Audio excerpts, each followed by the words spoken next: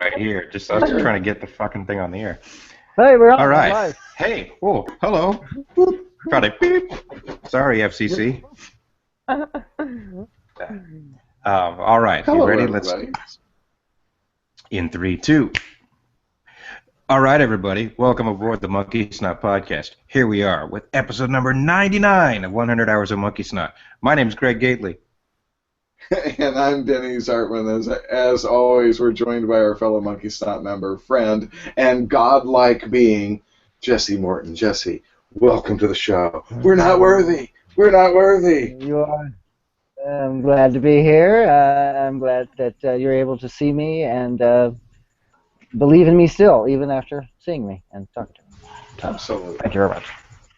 Well, we are a punk jazz band that started in Atlanta, Georgia, and now is spread out all over the United States. And you can find out more about us by going to www.monkeysnotlives.com. There's all sorts of links. You can find us on Twitter and Facebook and everything. So if you're watching this many years after we've ended the podcast, you'll be able to find out whatever the heck happened to those guys. That may be a topic for conversation for episode 100. We're going to have to shake things up and have a really special final episode, so I'm really looking forward to that. You guys have any ideas what we're going to do for episode 100 or something that you'd like to do for the final show? You know, I would like to, let's see. No. Okay, good.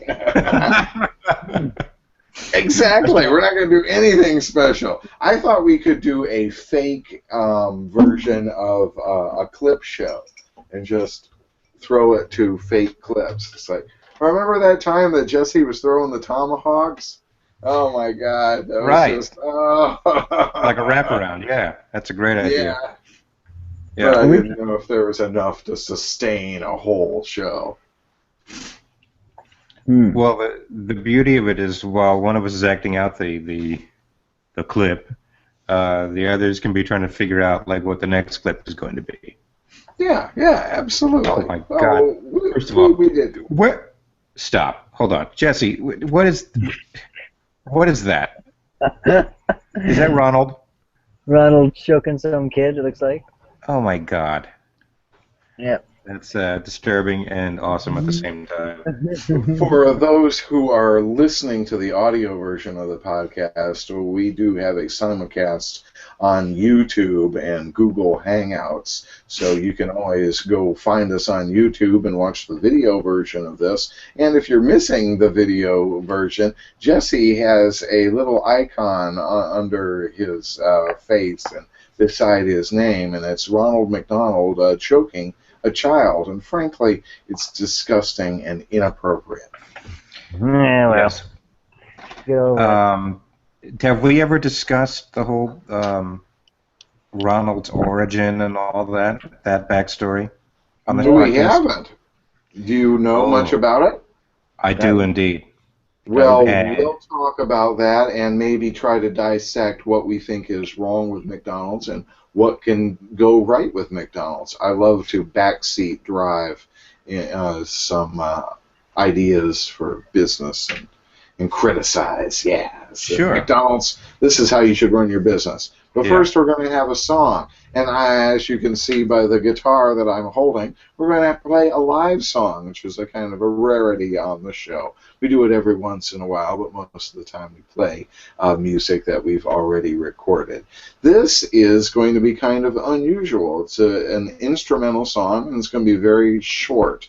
This is something we discussed on the previous episode, believe it or not. We talked about some of the things that we'd like to do before we kick the bucket, and one of the things that I'd always wanted to do was program a video game. And luckily enough, I'm almost completed my first video game. As we speak, I've learned a language called RenPy. Tom has created this kind of a visual novel engine that is specifically engineered to tell visual novel stories and can be used to create choose-your-own-adventure stuff. And if you're into Python programming, you can get into even more complex calculations behind the scenes. So it's kind of fun because it's easy enough for a beginner to jump into, but it's got enough potential that if you really want to do it, you could create yourself a pretty interesting choose-your-own-adventure type of a game that is more visual instead of 3D flying through space and shooting stuff. Okay. So here is the lead song from my new game, Western Destiny, and this is going to be the title of it. Here we go.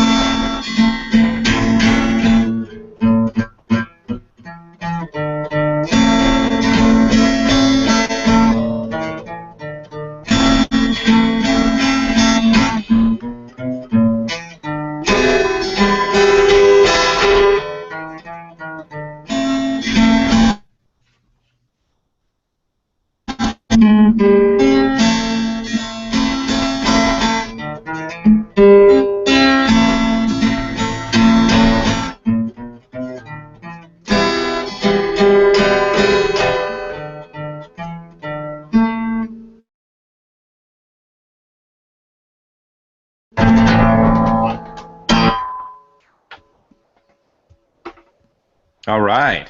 Nice. Very good. Yeah.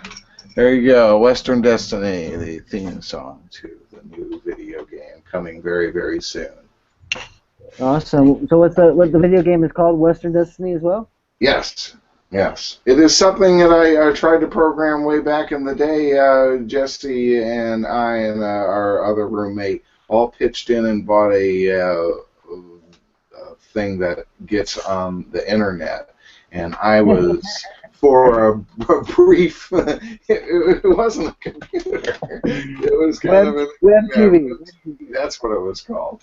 And for a very short while, I was getting into HTML programming, and I actually spent about 2 or 3 weeks trying to program this game from scratch in HTML language. And this is about 15, 20 years ago now. It must be 15, because it must have been around the turn of the century. And so it's an idea that I've kind of had plotted out in my head for many, many years. So it's been easy to program, but it's also been kind of tricky, because even with an easy programming language, you have to pay attention, and you can't get screwed up and screw things up, because one little mistake will mess things up. So you've got to be really on top of all these little details. And I keep thinking when I'm programming the game that I want to do something more and have really random interactions and levels that go up and down, and it's beyond my capabilities, but it's fun so far.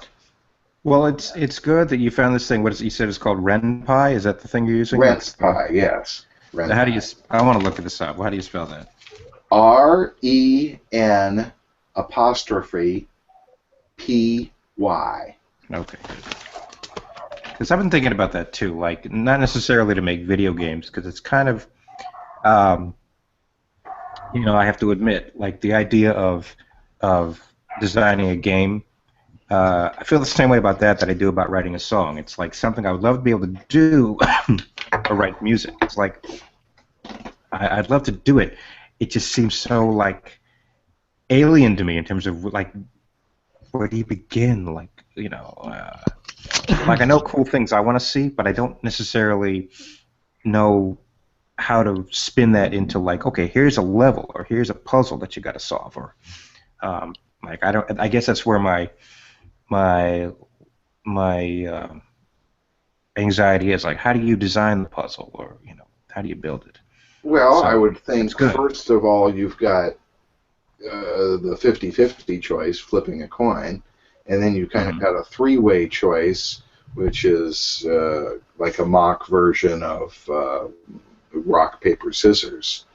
And if you Mhm. try to think of that as calculating something super duper simple, I think you could have an element of randomness, but it's what you do dealing with the elements of randomness. And Mhm. if you can deal with the elements of randomness and still win the game, I Mhm. think that's the ideal game design, is that you've got to have unexpected stuff, because Western Destiny is more of a puzzle game instead of a game to me, because Right. once you know the answer to the puzzle, it's not going.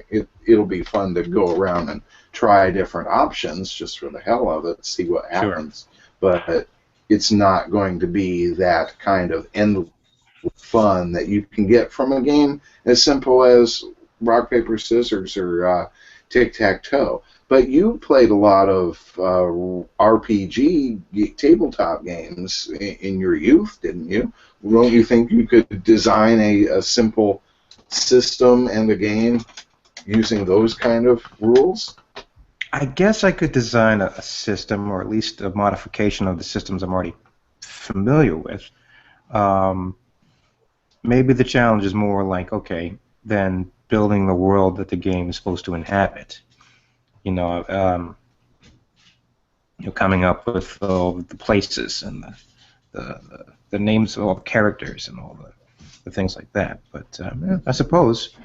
I mean, but you're right. It's a good insight you had about the two choices and the three choices. That's a good place to start. I might explore that a little bit. I think one of the things, though, for me, that makes the games fun, especially now, is like you said, that element of randomness where something can happen unexpected, and it can be detrimental to what you're trying to do. It can be helpful, or it could be just completely, well timed and therefore really funny.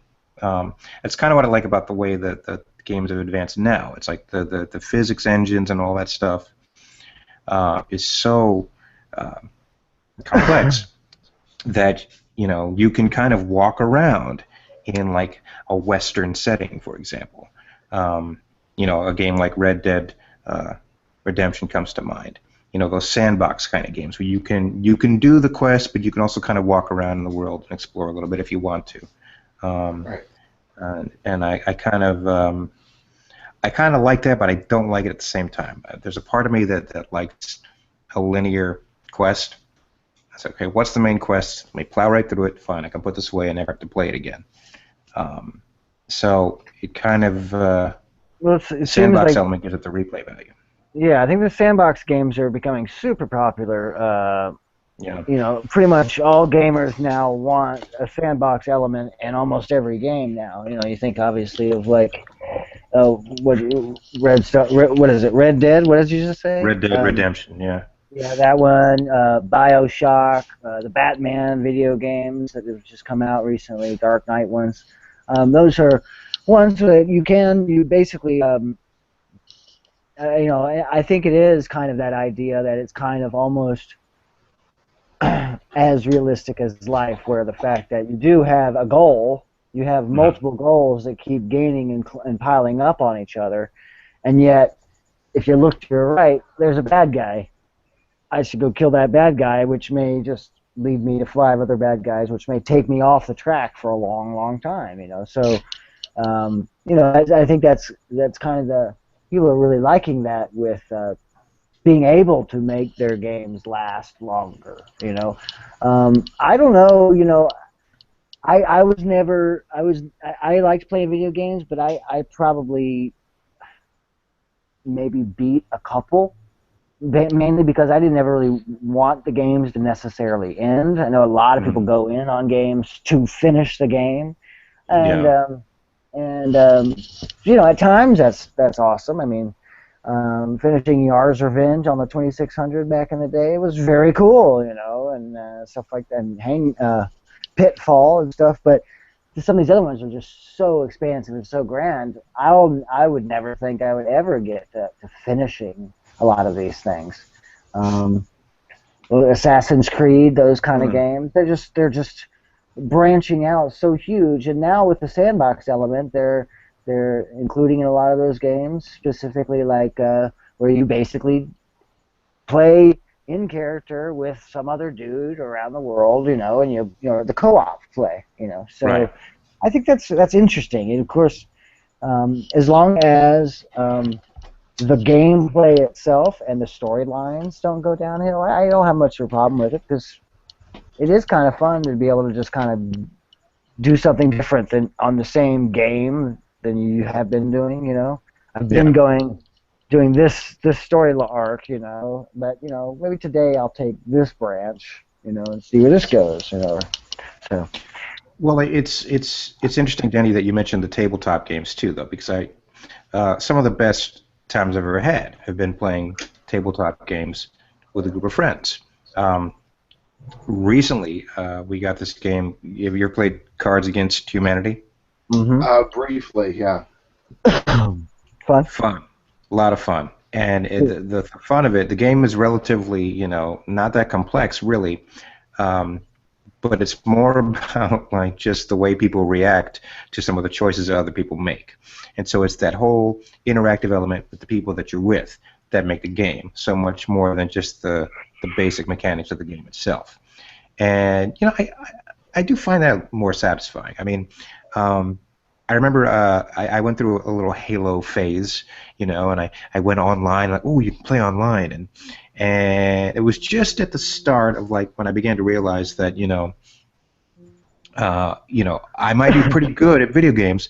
I'm certainly not as good as these 13-year-olds over in that have all these time on their hands and and Mountain Dew and can just practice and practice and practice. So a lot of people take it really life seriously. all about, baby. Yeah, I know, right? So that was it's all right, I'm trying to but the most fun I had with that was where the situation where this one dude invited me to join a group or a clan or something, right? So a bunch of us are online, and he called a meeting, right? He said, okay, everybody in the blah blah blah clan. He set up a map, right?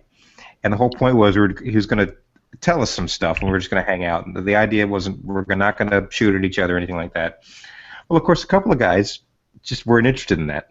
So they were like merry little pranksters, and would just while he was talking and trying to do his spiel, they would go up and snipe him while he's talking, Right, griefers. Plant sticky grenades on his ass and run away, and it's like total Bugs Bunny shit. And that was awesome. I love that. I think there should be more games about that than just the shoot 'em ups. More interactive stuff like that, where the whole point is to just have fun and to laugh and to enjoy the company of others, even if it is in a virtual setting. I think there's still a lot of untapped potential there. Yeah, I mean, I like Cards Against Humanity. Cranium's a fun one on the tabletop. I'm trying to think what else. I don't know. I wasn't really into Pictionary. Were you guys? No, I love Pictionary. I was good at it. I'm pretty good at it. But... win, lose, or draw types thing. Yeah, exactly. Yeah, it's always been fun. What about? I'm trying to think. I have fun doing that. Trivial Pursuit was okay, but it just took forever to play. You learn how much you don't know on games like that. Yeah. Like, damn. I feel dumb when I play Trivial Pursuit. It's like I can only enter the entertainment questions, and I can't even answer those very well. That's all like. Right. Go ahead. Well, I was just gonna change topics. Go ahead. I preferred Life over Monopoly, but Probably because the arrangement of the board looked cooler, and there was more things that seemed to be able to do per turn, and it was shorter. You know, it could go someplace, and you could actually. I've always enjoyed board games that you can play two times if you wanted to. You know, not Right. one of those ones like Monopoly that can go on for days. That just kills me. You know. Okay, so what's But that's your also like Risk. I never really got into Risk. You know. Yeah. Those kind of, you know, strategy territory games I never really could get into. So Yeah, I was going to ask that. Like, what is like your least favorite or least favorite game or least favorite like tabletop gaming experience? I wouldn't say Risk is my least favorite game, but those kind of games I just can't get into. I've been over at friend's house and we're like, yeah, we're all excited. We're gonna play games or we're gonna do Dungeons and Dragons or whatever, you know. And then they change their mind at the last second and want to do a big Risk thing. And I'm always just like, okay, well, I'll just sit here and watch because I don't want to fucking get into this game, you know. Right. I'm not really that interested, so which is fine, you know. But that would be my least favorite of the board type games. Now video games are a whole different entity because I think that, you know, I'm not that great at the shooting games like the Halo and such. I like the discovery type of things. I like that, you know, the adventure type of stuff, maps type of things. But that being said, with video games, I can play Halo and have a damn good time doing it, you know, or I can play one of the games that I know I'm not that good at. I'm probably the worst person on the team, and they all hate me. But I can still have a good time doing it, you know. But that's, you know, because I realize that I'm not very good. I don't rush out to play it again, you know, because you know, playing with online players, Greg, and you know, obviously with the story you just told, some people, you know, they're pretty serious about these games. Oh yeah.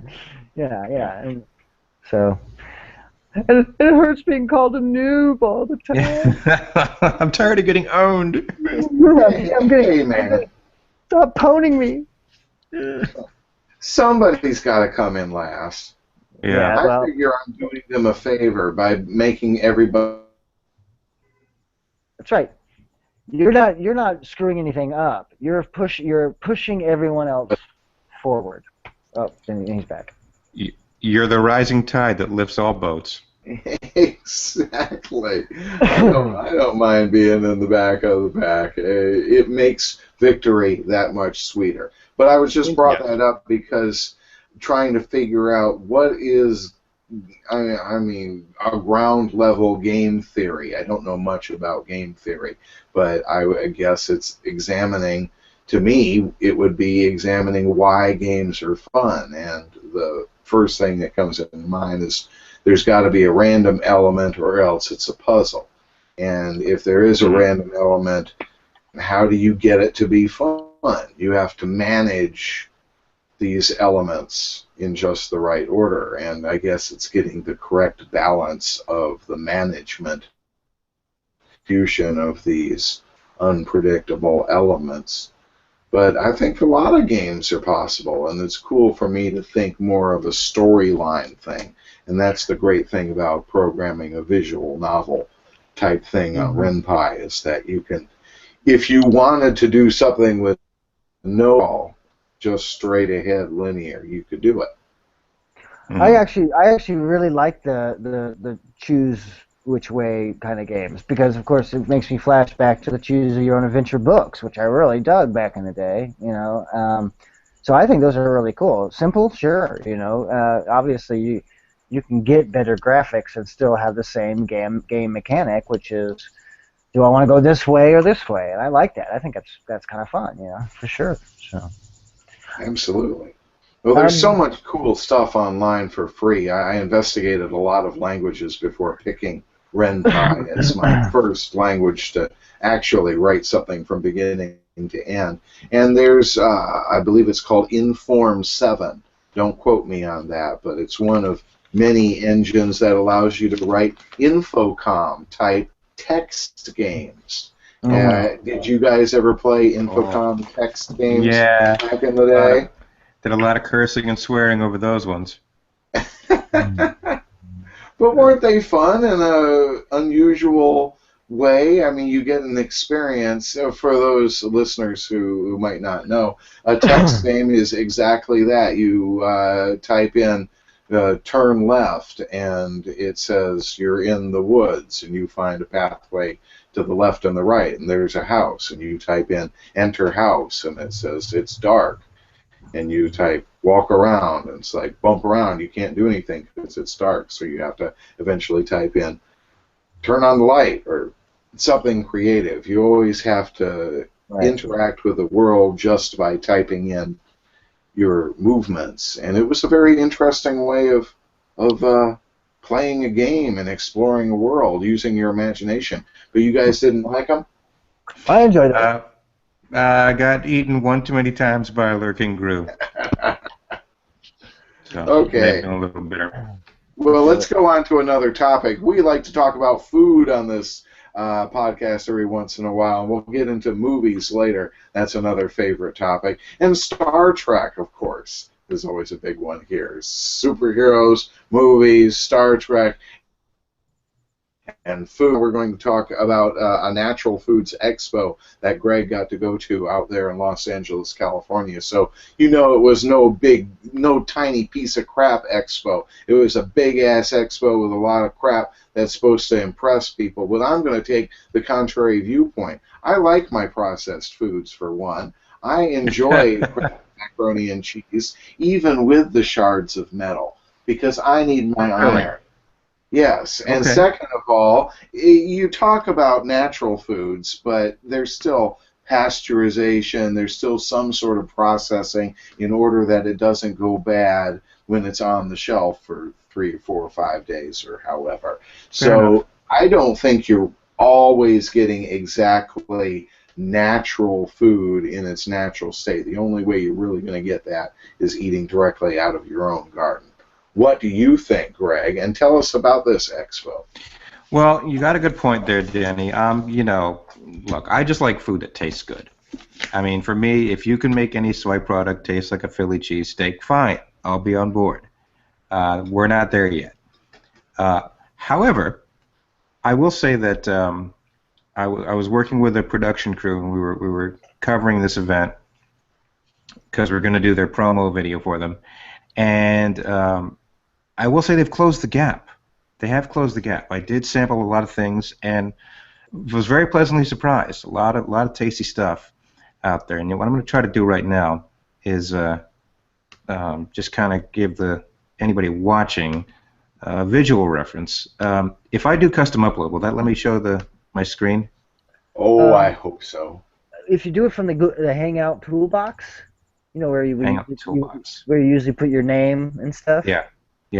There's a thing called custom overlay, and you can if the picture's saved on your computer, I think you can. Oh, okay. Never mind. I'm not gonna. Yeah. That's I don't think that works. Don't worry about it. You guys can Google it out there. Basically, it's not something I would have normally gone to, but it's the biggest event. What was it called? What was it called? The Natural Products Expo, and this is the West. Natural Products Expo. Actually, Natural Products Expo West, because they have one on the East Coast as well.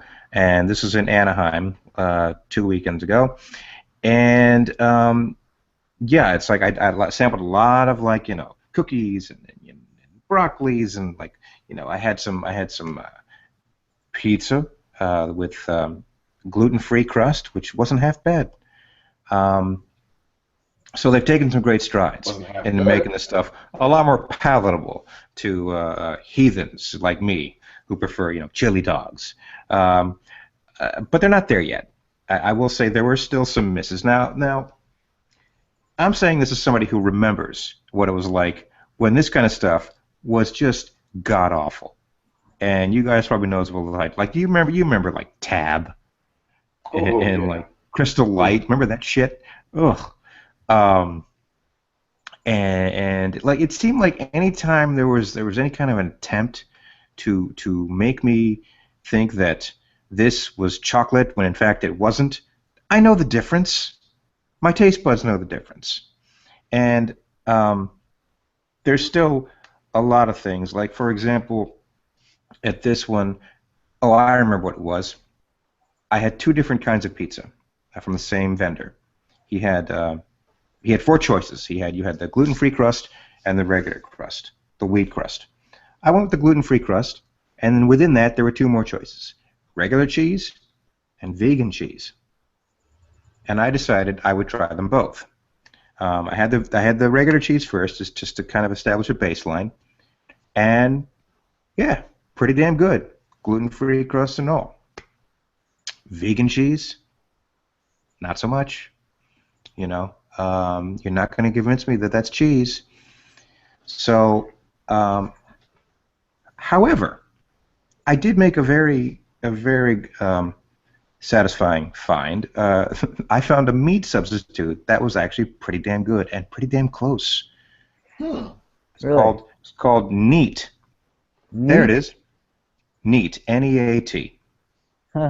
It's a meat substitute made primarily of garbanzo beans and nuts. And this guy had set up his display, and he made little mini soft tacos with them, and they were pretty good. And if I didn't know better, I would have thought that might have been meat. So that was a gratifying experience. But yeah, they've come a long way, and I hope that science can one day make me something that tastes like a Philly cheesesteak, but has all the probiotic enzymes and all the wonderful nutrients and none of the bad stuff, and it's all just wonderful, healthy goodness. But we're not there yet. So, All right. but making progress. All right. Good enough. Well, that's a good topic for our food section of the program. And let's just keep on rolling right now into the movie roundup. I know that you guys have gotten to see a lot of movies lately, not super recent ones, but the ones that were sort of recent and critically acclaimed.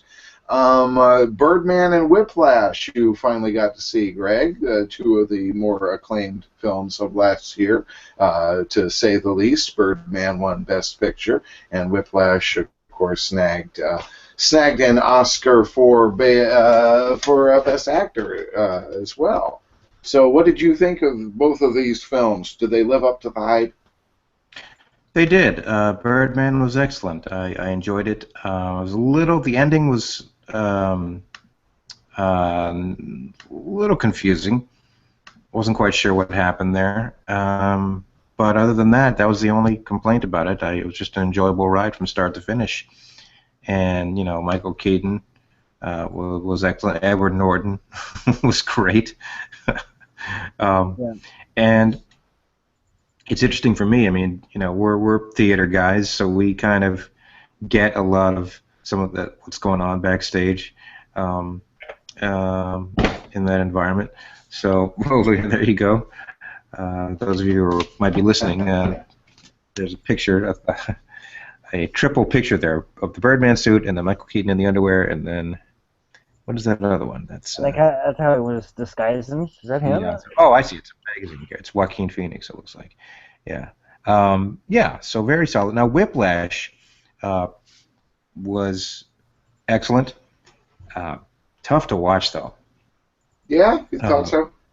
Well, it's just one of those things. Like anytime you're confronted, or for me, I don't know. It's like you're confronted with a situation where it's just like abusive teaching methods. I just kind of grit my teeth and just. In my view, it could have been a lot worse. I've seen movies with abusive people in them, and this seemed to be relatively tame in my book. And the fact that there was humor in the performance as well, I think, helped to lessen it. But you thought differently? Well, go ahead, Jesse. I was just gonna say, I don't know. I haven't seen the actual film yet, but the bits I saw, it was pretty hardcore as far as in his face. And yeah, though I did see some of the humor in what he was saying, that is also kind of an abusive thing to do to somebody in front of a whole bunch of other people, is to make them embarrassed and then make light of it. That's actually, it's fun to watch. That's true. But and just the whole thing. where you know using you know essentially befriending the kid before class, and so you can get to know him, so you can use personal information as a tactic to humiliate. Yeah, just that just is way beyond the pale in my book, and I don't necessarily subscribe to the argument that you have to employ those kind of methods to get excellence out of people. There are plenty of examples of teachers and coaches and mentors who can and do bring out the best in people without having to go that far or that extreme. Yeah, remember the Titans, man. Sorry. Yeah. Yeah. I mean, I think as usual, Jenny takes the opposing viewpoint. He go ahead. likes Take the the opposing viewpoint. Well, Whiplash is not all about being abusive. It does have a story that's got twists and turns and ups and downs, and it's a morality thing, and it's very much a story instead of just a study of a student and an abusive teacher. I think it's that you kind of make it seem like it's just one note. Oh, it's really not. That's terrible. Jesse, I got to get to ask you a question. You saw the latest Hunger Games movie, Mockingjay Part 1. Now, I worked as an extra on that film. It was the worst experience I've ever had working as an extra, bar none. I've worked on over 100 things. I went out to California and was there for 2.5 years and worked for Central Casting and did just tons and tons of stuff. Now, I've had some bad times on the set, and nothing compares to the Hunger Games. I don't think I've done background since, because it was just such a bad negative. So I have to ask you, was my scene in the movie, did you see a bunch of people running down a stairwell in the rain? Yes, I can't really remember that now. I mean, I'm sure it happened. I bet it happened. Let me just go straight into the review, and I'll comment on that and say, if it wasn't so damn boring, I would actually watch it again just to see that scene and lie to you and tell you that I saw you. But, you wouldn't see me. You would not see me. But I can't even fathom myself. I mean, it's obviously a setup for the second half, the other movie. The other movie is going to be the one with any action in it. This was probably one. You know, it was. I think it's going to do. Obviously, it'll do well with the kids that are into the story, the teens that are into the story, and the mothers and whatever. But it was really slow. It was really slow to me. And I don't know. I don't really like her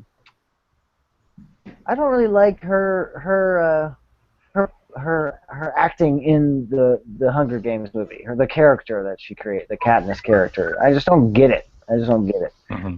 I don't know. So I think it's just a setup for part 2. It's basically just like the Hobbit one that they broke into 2 and the Harry Potter one that they broke into 2. The first one has maybe one action scene and a whole bunch of setup for the next movie that's probably going to have one speaking scene and a whole bunch of action. That's my guess. I see. I understand. With the Hobbit, of course, it's hard to tell because all they did was walk more in the second one. But you also saw. Go ahead. I'm sorry. Oh no, I was just going to say. So what? I mean, what was it about it that made it the worst? I mean, if you care to go into it. Dish the dirt. Explain. We were, I guess I can dish the dirt now. Since the movie's already come out, we couldn't talk about it before. We were part of District 13, I believe, and we were all in kind of jumpsuits. So many things. First of all, the coffee was terrible. Mm-hmm. I mean, terrible. Tasted like mud. And that's not the worst of it. We were doing our filming in this big old abandoned factory. It looked like it'd be an old abandoned carpet factory from the equipment we could see. And it was in the middle of winter, so it was cold inside. And it was cold on the set. And usually in these films, they have a holding nearby. And they had some seats, they did, and heaters beside them. Mm-hmm. But for some reason, okay, here normally they would sit us out there.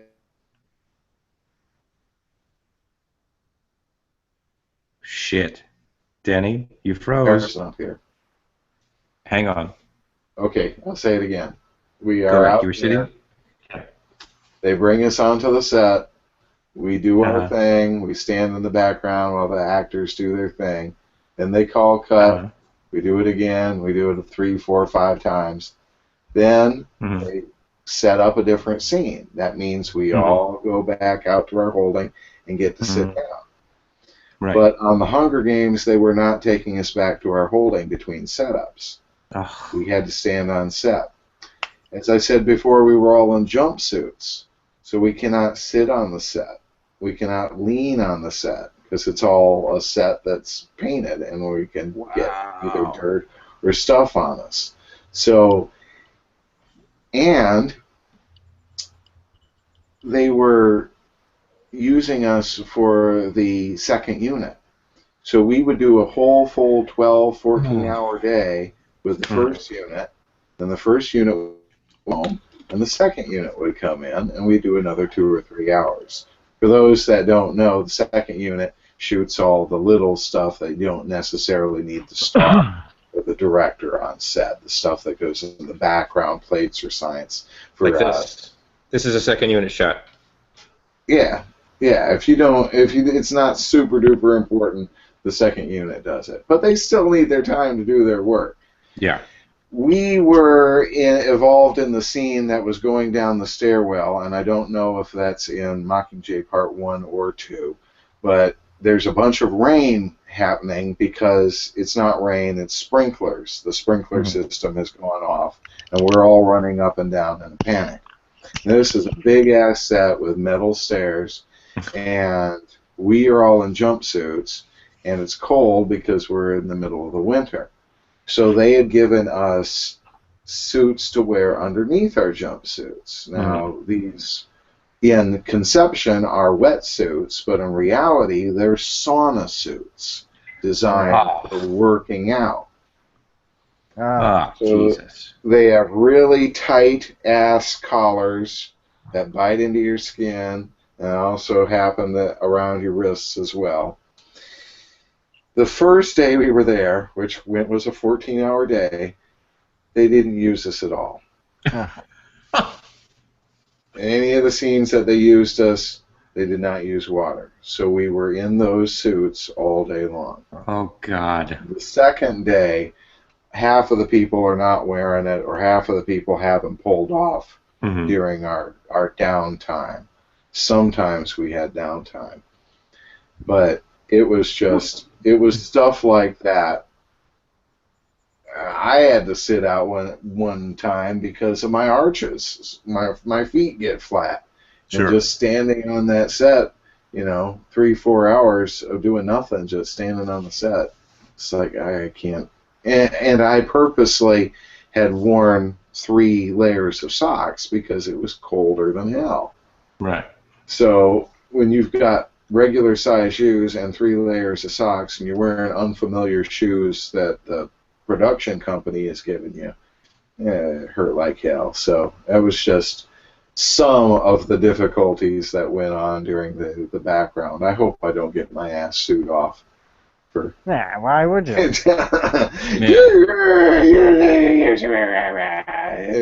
Now, I'm sure people will probably still go to see the next one. Wait till the shit I can tell you about It's Always Sunny in Philadelphia. Wow. Oh, I got some background stories on those. That's Well, I'm the show sorry that- you went through that. That's the show that Lance worked on, isn't it? Didn't? He's one of the writers on that show. Oh man, crazy stories on that one. I'm just all right. I'm teasing. I'm teasing. Imitation Game, was that any good? That doesn't look interesting to me at all. And I have been trying to caricature who's the guy who's the lead in it. Benedict Cumberbatch. Benedict Cumberbatch. I cannot remember his name for the life of me. And he seems like he would be a very easy person to caricature because he's got these little tiny eyes and they kind of tilt inwards. And Right. he's kind of got this Cat-like. straight jaw, and but it's hard. You'd think it'd be easy to draw, but he's actually pretty difficult. Huh. But that's something I probably would have never discovered, actually. How was the movie, though? It was pretty good. I mean, let's see, he won for Best Actor or something for that? Or what did that movie win? It won something, didn't it? It won. No, I'm not sure. Actually, I don't remember my Oscar ballot. But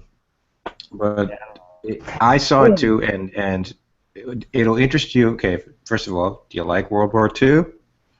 I mean, not World War II, but movies about World War II. I loved World War II. It was the best war since World War One. Yeah. If World War II interests you, and also it's obviously more cerebral. Doesn't deal with the battlefield that much, but it is interesting to the extent that just watching them go through the process of trying to come up with something to deal with this enigma machine, and then just the fact that the clock is ticking, and just the levels of frustration and because what makes it satisfying is when they finally do figure it out. But even that, it's not. You think, okay, that's the big reveal, and that's going to solve everything, and it actually doesn't, which is an even bigger reveal. And then of course there's the story behind it, which of course is that Alan Turing eventually was convicted for being gay after the war. So it's a very human tragedy, and although World War II plays a big part of it, it's not the only part of it. So it's a multi-layered story. I don't know. I think you might like it, Danny. Interesting. It was a good movie. Enough. As far as genius movies go, I mean, I think Beautiful Mind was probably a better movie watch for the entire thing. The intrigue of Beautiful Mind was a lot more, for me, alluring or catching. I again love puzzles too, so I love watching mystery of any kind movies, even if it's just them sitting around discussing theories and things like that. So that part of the movie was definitely interesting for me. And then, of course, just like always, the answers are always so simple. You just you think around them forever because you don't think that the most obvious thing is going to be. I mean, obviously, the Nazis didn't either. They didn't realize that they were giving their shit away right away. And so I'm trying not to give away the end.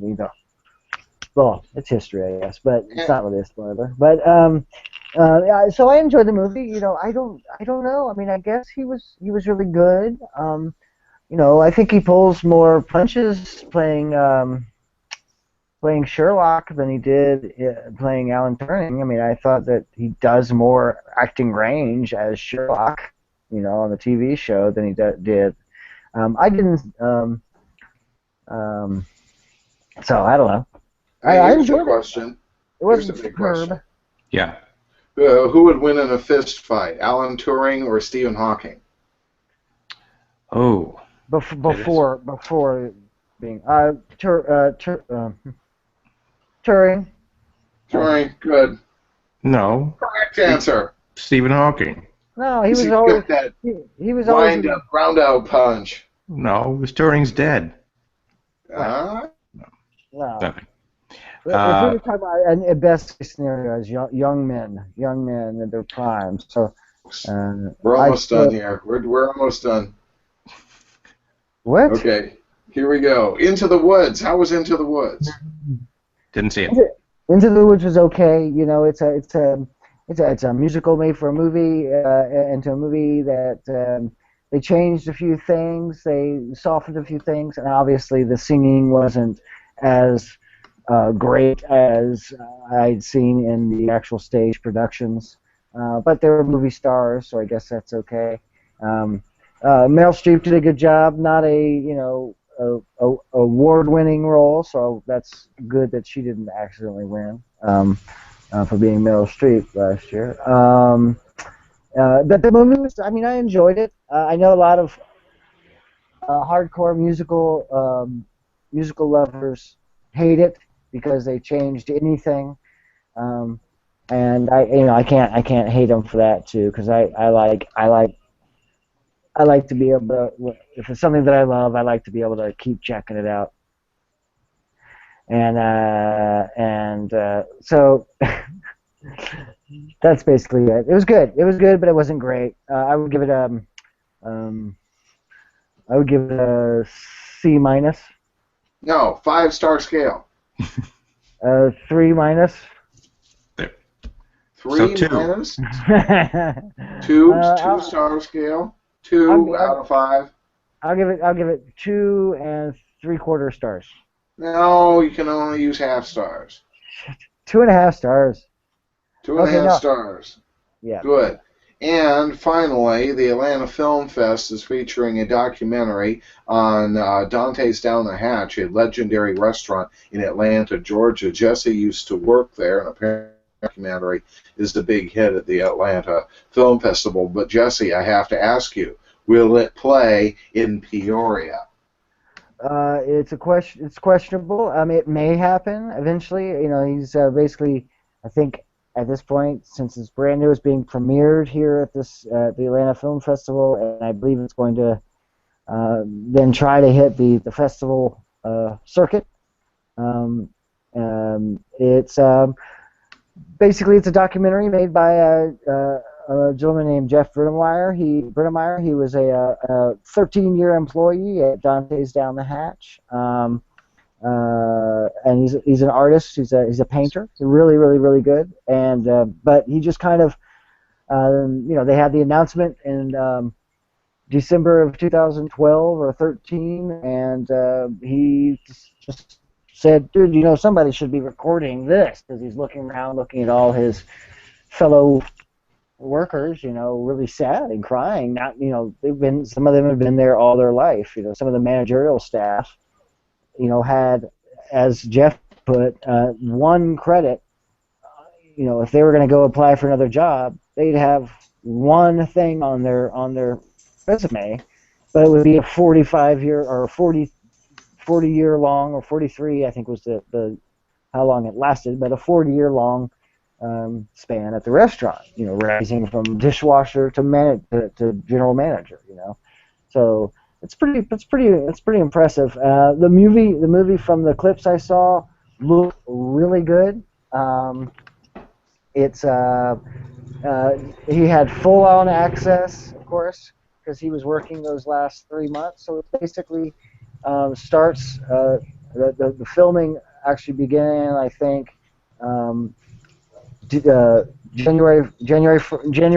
Christmas. Sorry, New Year's Eve, 2014, turning into 2014. Okay, Ron. And it's like 3 months, so into the closing, and so it looks pretty interesting. It's if you don't mind, let me give you the date of it real quick. It's March 23rd, I believe. Could be slightly wrong about that date, but it looks like it should be good. If anybody gets a chance, there's 2 showings. The premiere showing is sold out, but there's a 7 o'clock showing that still has tickets left, and it's playing at the Plaza down in downtown, or on the way to Little Five Points. So Plaza Movie Theater.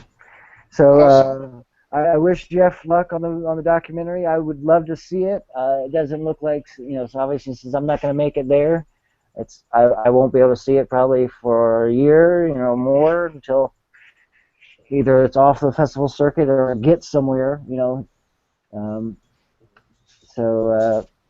but I just wish him luck, and whatever he wants to do next, So if you get a chance, go to the Atlanta Film Festival, check out Dante's Down the Hatch. It's the big thing now tonight, this year. So. We should explain that Dante's Down the Hatch was a really interesting-looking restaurant that had multiple levels. It had like walkways, bridge-like walkways crisscrossing it, and if you look down, they had a giant pit, and it had alligators in it. And you could look at the alligators and the crocodiles in the pit as you walked from the entrance to your table. A very low light situation, so it was really a romantic, interesting atmosphere. I took a couple of dates there during my young adult years, and it was always a place where you would go really try to impress the girl. And a fondue restaurant, was that correct? Yeah, it was a fondue joint. It was a multi-levels, like you were saying. It was very pretty much candle lit for the most part. So it was definitely a place to take a romantic date, or basically I think one year it was named by the Creative Loafing Best of rankings, the best place for a family outing, and also the same year it was the best place for a clandestine affair. Wonderful. So that's a good selling point. Unfortunately, it can now only be experienced through videos, and hope that you'll get a chance to check out the documentary when it comes on demand or in your area.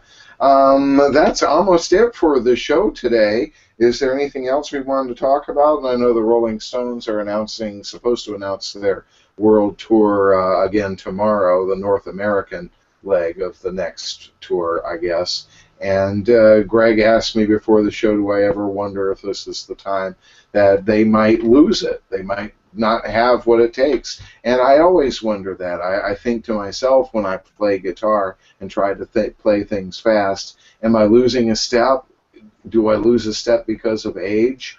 And when will the time hit you? You know, everybody has brain farts, no matter how young and adept you are. You think it would just happen more often the older you get, and eventually your body is going to break down, or your mind is going to break down, and I would hate to be part of the audience when that happened. But on the other hand, I wholeheartedly endorse the Stones doing whatever they want for as long as they want. Nobody says for B.B. King to retire, and you can make that argument. You know, the people who don't want to see the Stones and think they're too old to perform won't go and see the show. And the people that think they can still do it will buy a ticket and go, and then probably 99% sure really enjoy themselves because they put on a hell of a show. Well, I think the odds are probably going to favor you, Denny. It's probably going to work out just fine. I only ask that because I know that I've been lucky. I've rarely been disappointed by my favorite acts, and so pretty good percentage-wise. So I always used to think that too. Like, is this the one? Is this the one? Is tonight the night? So you never want to feel that way. You never want to feel the way the Sinatra fans might have felt toward the end, where you're just going out of loyalty. And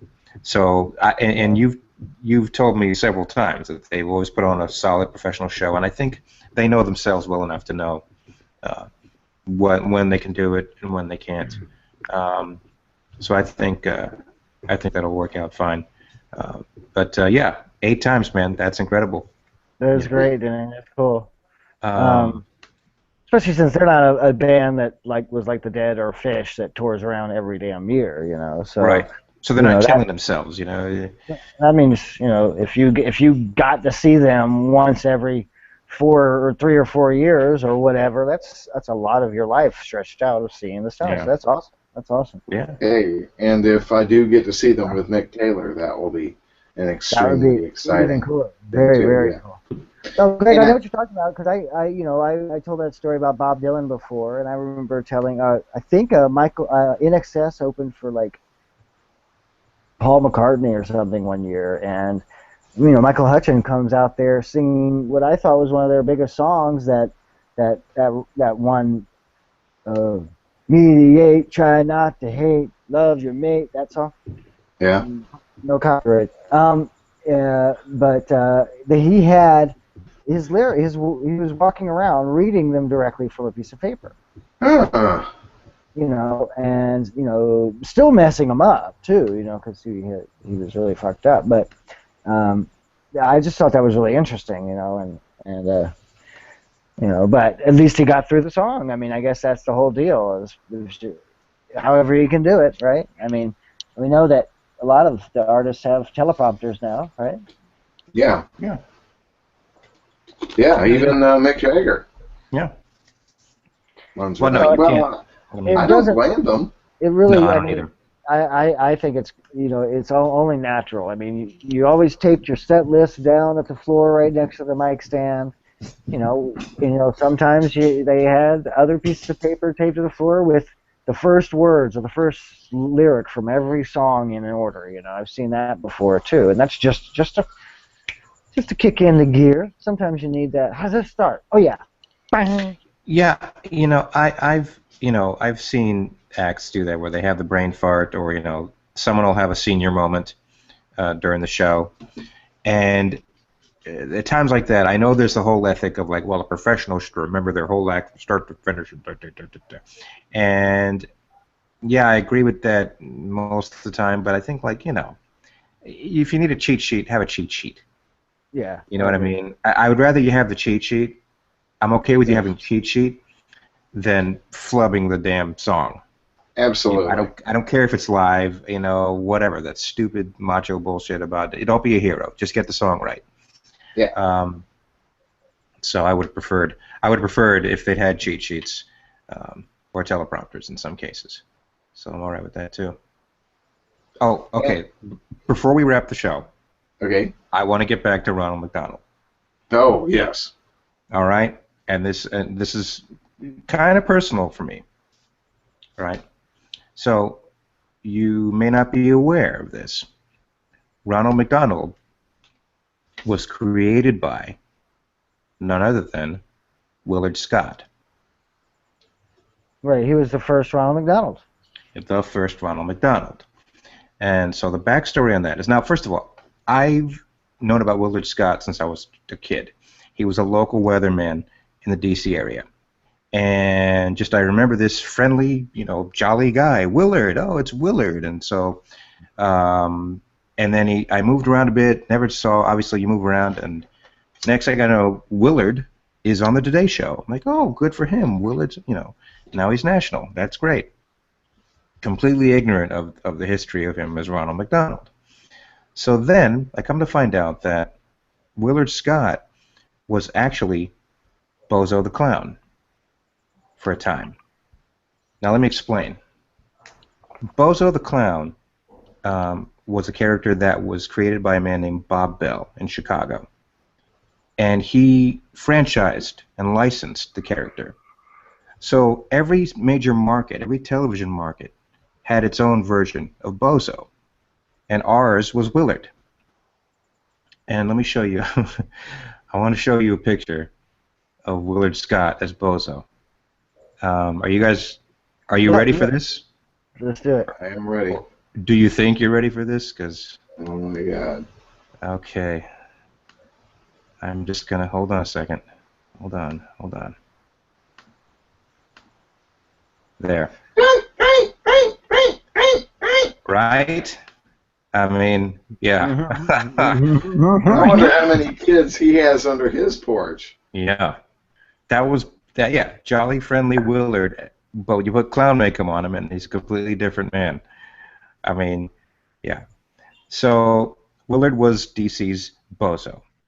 And what happened was McDonald's... And probably the audio people are having even worse nightmares because they're trying to imagine the horror that is Willard Scott as Bozo. You can find this image on Google. Just Google Willard Scott, Bozo the Clown. You'll trust me, it'll come right up. It's everything that they were making out to be and more. It's everything that you can imagine and worse. All right. So that's Willard as Bozo. Now what ended up happening was McDonald's approached him because they wanted a character like Bozo to help market their stuff to kids. So Willard came up with Ronald McDonald. And it's not the Ronald McDonald that's in the picture that you got, Jesse, and it's not the friendlier version that we're all familiar with. Here is Willard Scott's. Here's the very first attempt at Ronald McDonald. Booyah! Look at that. Wow. Can you guys see For the it? people listening, he has a giant. Describe this so that All right. it pops up. I will do my best. All right. So it's a black and white picture, so which is just as well, because I mean I'm sure if you saw the red, it would just look even more terrifying. On his head, he has what looks like a box. It looked like it could have been like a box.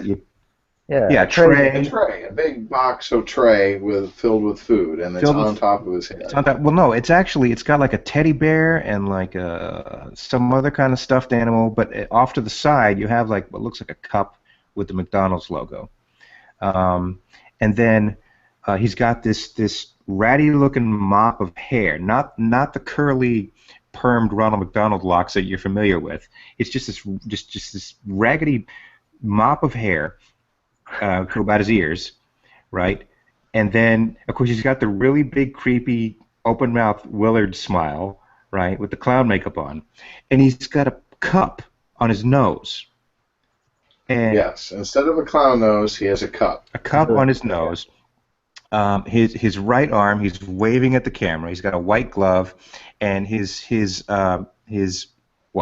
tunic, I guess. It's just this. What I imagine is red and yellow stripes with these ruffled sleeves and what looks like kind of a bib around his neck. Yeah, it does look like a bib. And then at his waist, he's got another tray with what appears to be another cup, drinking cup, and then a bag of what I guess are French fries. Yes. Yeah. Right there on his belt. Now, wouldn't you want to go eat at McDonald's more often if you had a belt tray that you could just put your food right on there, like Willard Scott does? Oh, that's actually pretty like a Batman utility belt. Yeah. Exactly. Except it's a tray for your McDonald's.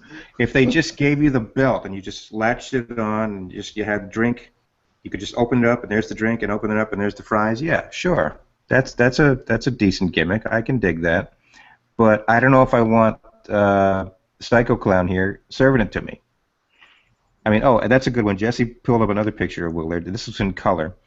So yeah, it's now it's a little bit closer to the design we're familiar with in terms of Ronald's uniform, and the hair starting to evolve a little more. Still not the curly locks though.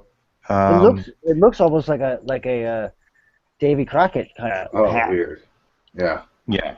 I think it's supposed to be hair. And the way his makeup is done on his face, especially the red part, it looks like he just it looks like he just killed a grizzly bear with his bare hands and ate its liver on the spot, and then put on a clown suit.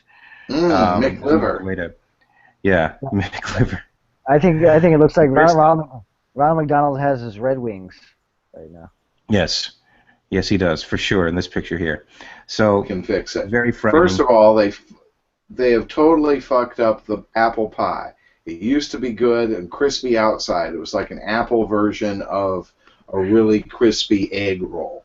And now they've changed it into something that's supposed to look like a pie, and it's soft and it's got cinnamon dots on the outside. It's awful. They've gotten rid of the orange drink. The orange drink was classic at McDonald's, and screw them for getting rid of it. The beef fries, they used to have their fries cooked in beef oil, but because of the vegetarians of the world, I love the vegetarians. I love you guys. You guys are so great. Hug a tree for me because I love trees. But you've fucked up the fries at McDonald's. They are not the same. They are worse. They used to be very, very good, and now they are a shadow of what they once were.